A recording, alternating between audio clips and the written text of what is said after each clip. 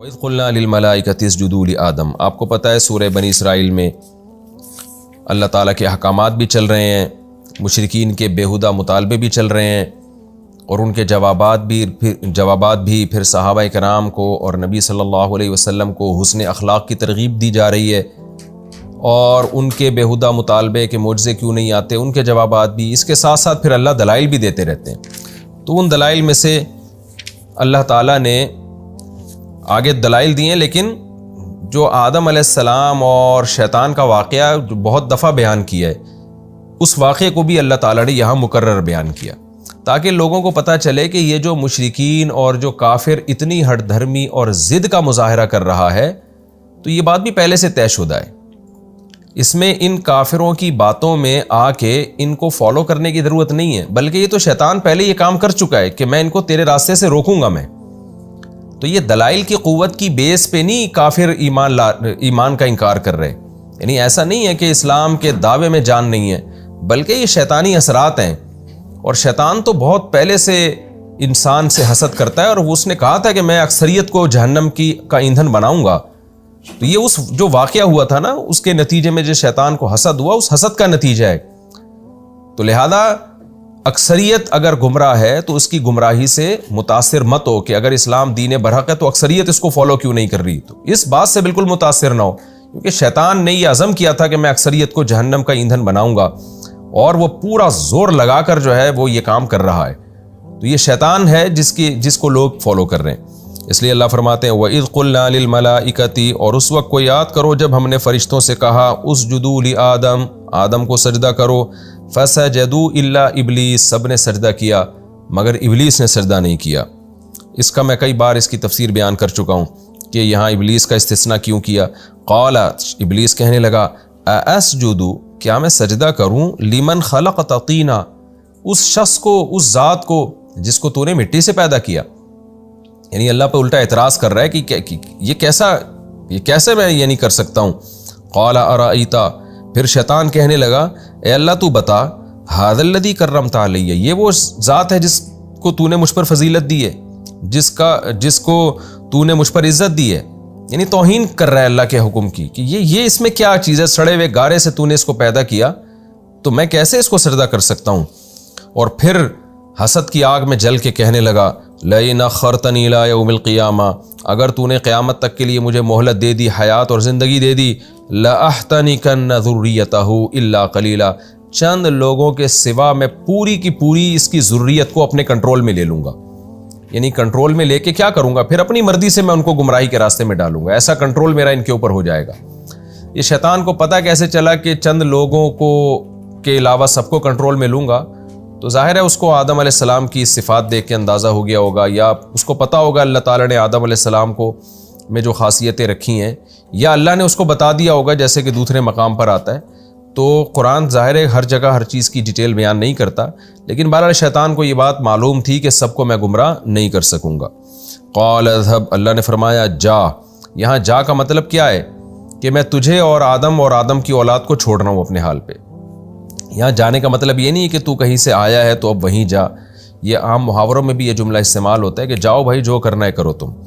فمن تبعک منہم، لیکن میں بھی تجھے بتا دوں، اللہ نے کہا جو بھی تیری اتباع کریں گے فإن جہنم جزاؤکم جزاء موفورا، تو بے شک تم سب کا بدلہ جہنم ہے، اور پورا پورا بدلہ ہے وہ۔ کیا مطلب، تیرا بھی پھر بدلہ جہنم کی آگ ہی ہے، تجھے بھی نہیں چھوڑوں گا میں، اور جو تیری باتوں میں آئیں گے ان کو بھی نہیں چھوڑوں گا میں، تو تم سب کے لیے ایک جیسی وعید ہے۔ وَاسْتَفْزِزْ مَنِ اسْتَطَعْتَ مِنْهُمْ بِصَوْتِكَ، اور تو اب کیا کر، پورا زور لگا دے آدم کی اولاد کو گمراہ کرنے کا۔ اب یہ مقابلہ ہے تیرے اور آدم کی اولاد کے درمیان، کہ جو میری مان کے چلیں گے، یعنی میرا اور گویا تیرا مقابلہ ہے، جو مجھ پہ توکل کریں گے ان کی میں مدد کروں گا، اور جو تیری مان کے چلیں گے وہ جہنم میں جائیں گے۔ لہذا اب یہ کھلا مقابلہ ہے، میں بھی پیغمبروں کو بھیجوں گا، میں بھی پیغمبروں کے وارثوں کے ذریعے ہدایت کو دنیا میں پھیلاؤں گا، اور لوگ میری احکامات پہ قربانیاں دیں گے، لڑیں گے، خون بہائیں گے، اپنا اللہ کی راہ میں یعنی قربانیاں دیں گے، خون بہے گا ان کا، اور جیسے کہ جہاد میں ہوتا رہا ہے، قتل بھی کرتے ہیں اور قتل ہوتے بھی ہیں، تو خون بہائیں گے بھی اور اپنا بھی خون بہائیں گے۔ تو دونوں طرف جیسے جہاد میں ہمیشہ سے ہوتا رہا ہے اللہ کے لیے لڑنے والوں کا جو طریقہ رہا ہے، صحابہ کرام نے جیسے بڑی بڑی قربانیاں دی، تو اور تیرے فالوورز بھی تیری باتوں میں آئیں گے، وہ دلائل کی دنیا کو ایک طرف رکھیں گے، خواہشات کی اتباع کریں گے۔ تو جب مقابلہ ہوتا ہے تو پھر ایسے ہی ہوتا ہے نا۔ تو اللہ نے بھی کہا وَاسْتَفْزِزْ مَنِ اسْتَطَعْتَ مِنْهُمْ، ان میں سے جس پر بھی تیرا بس چلے تو ان کے قدم کو اکھاڑ۔ اور اللہ نے کہا کیسے اکھاڑے؟ بِصَوْتِكَ، اپنی آواز کے ذریعے۔ آواز کا مطلب کیا ہے؟ دعوت۔ جب آپ کسی کو بلاتے ہیں نا تو آواز دیتے ہیں، تو عام طور پہ جب بھی کسی کو بلایا جاتا ہے اپنی طرف تو آواز دے کے بلایا جاتا ہے۔ تو مراد آواز نہیں ہے کیونکہ شیطان آوازیں نکالتا ہو، مراد دعوت ہے۔ اس دعوت کو صوت سے تعبیر کیا گیا ہے۔ صوت کہتے ہیں بے معنی آواز کو۔ اس کی انگلش میں مثال ملتی ہے نا، ایک ہے وائس اور ایک ہے ساؤنڈ۔ ساؤنڈ کسے کہتے ہیں؟ جس کا کوئی مطلب ہی نہ ہو، اور انسانوں کی جو بات ہوتی ہے اس کو وائس کہا جاتا ہے۔ تو اللہ میاں نے اس کی آواز کو ساؤنڈ سے تعبیر کیا ہے، یعنی اس کی توہین کے لیے کہ تیری دعوت جو ہے نا وہ کوئی مزیدار نہیں ہوگی، اس کا کوئی مطلب نہیں ہوگا، لیکن بے وقوف اور احمق لوگ اس بے مطلب آواز پر لبیک کہیں گے کیونکہ اس میں ان کو خواہشات پوری ہوتی نظر آئیں گی۔ اور قرآن کی جو آواز ہوگی وہ باقاعدہ آواز ہوگی، بامعنی، اس کا مفہوم واضح ہوگا، دو اور دو چار کی طرح، لیکن اس دعوت پہ لوگ لبیک نہیں کر رہے ہوں گے۔ تو اس لیے اللہ نے کہا تیری جو بے معنی آوازیں ہیں نا تو نکال کے لوگوں کو اس کی طرف بلا۔ اس آیت کی تفسیر میں علماء کرام نے موسیقی کو بھی شامل کی ہے کہ موسیقی کی دھنیں اور سریں جو اللہ سے لوگوں کو غافل کرتی ہیں وہ بھی اس میں داخل ہیں، کیونکہ وہ بھی ایک آواز ہے جو صرف آپ اس کے تانے بانے ملا کے اس پہ ناچنا شروع کر دیتے ہیں، انجوائے کرتے ہیں، اور اللہ اس کے رسول کو اور اس کے احکامات کو آپ بھول جاتے ہیں اور عیاشی کی طرف جانے لگتے ہیں۔ حالانکہ اللہ اس کے رسول کی دعوت میں جان ہوتی ہے، وہ دلائل پر مبنی دعوت ہوتی ہے، وہ بتا رہے ہوتے ہیں کہ اس کو تم فالو کرو گے تو یہ جزا ملے گی، اور اس کی مخالفت کرو گے تو یہ سزا ملے گی، اور اس کو اللہ تعالیٰ براہین سے اور دلائل سے ثابت کرتے ہیں۔ لیکن جو گانے اور موسیقی سننے کے عادی لوگ ہیں وہ صرف آوازوں کو دیکھ کر اس کے سروں سے متاثر ہو رہے ہوتے ہیں اور اس کے سروں کے پیچھے بھاگ کے قرآن کی دعوت کو چھوڑ دیتے ہیں۔ تو اس لیے اللہ نے فرمایا کہ تو اپنی آواز کے ذریعے جس طرح سے چاہے لوگوں کے قدم کو اکھاڑ، وَأَجْلِبْ عَلَيْهِمْ بِخَيْلِكَ وَرَجِلِكَ، اور پورا زور لگا دے، یعنی اپنے لاہو لشکر، اپنے گھڑ سوار اور پیادہ پاس سپاہیوں کو کھینچ کے لیا انسانوں کے مقابلے میں۔ یہ کنایا ہے، یہ یعنی ایک محاورہ ہے کہ ہم کہتے ہیں نا اپنا لاہو لشکر لا کے تو یہ کام کر لے، اکیلا نہیں کر۔ تو اللہ نے بھی شیطان کو گویا قیامت تک کھلی مہلت دے دی کہ تو پورا زور لگا دے، جس طریقے سے گمراہ کر سکتا ہے لوگوں کے دلوں میں وسوسے ڈال کے اور دنیا کو مزین کر کے، اور کس مختلف طریقوں سے، وَشَارِكْهُمْ فِي الْأَمْوَالِ وَالْأَوْلَادِ، اور ان کے مالوں اور اولاد میں بھی شریک ہو جا۔ کیا مطلب مال میں شرکت کیا ہے؟ کہ مال جو اللہ کے قرب کا ذریعہ تھا، جس کو جتنی زیادہ نعمتیں ملیں اس کو تو چاہیے نا کہ اللہ کا اتنا شکر ادا کرے، بھائی اللہ نے مجھے مال دیا، تو مال میں بھی شرکت کر لے۔ کیا مطلب؟ ان کا مال ان کو گمراہ کرنے کا ذریعہ بنا دے۔ اور اولاد میں بھی شرکت کر۔ اولاد ملنے سے ہونا تو یہ چاہیے تھا کہ اللہ کی نعمت ہے تو ہم اور اللہ کا شکر ادا کریں، لیکن اولاد میں بھی تو اپنا حصہ ڈال دے۔ کیا مطلب؟ یہ اولاد بھی گمراہ کرنے کا ذریعہ بن جائے۔ کتنے لوگ اپنی اولاد کی وجہ سے سیدھے راستے سے ہٹ جاتے ہیں۔ وَعِدْهُمْ، اور ان سے وعدے بھی کر۔ کیا مطلب؟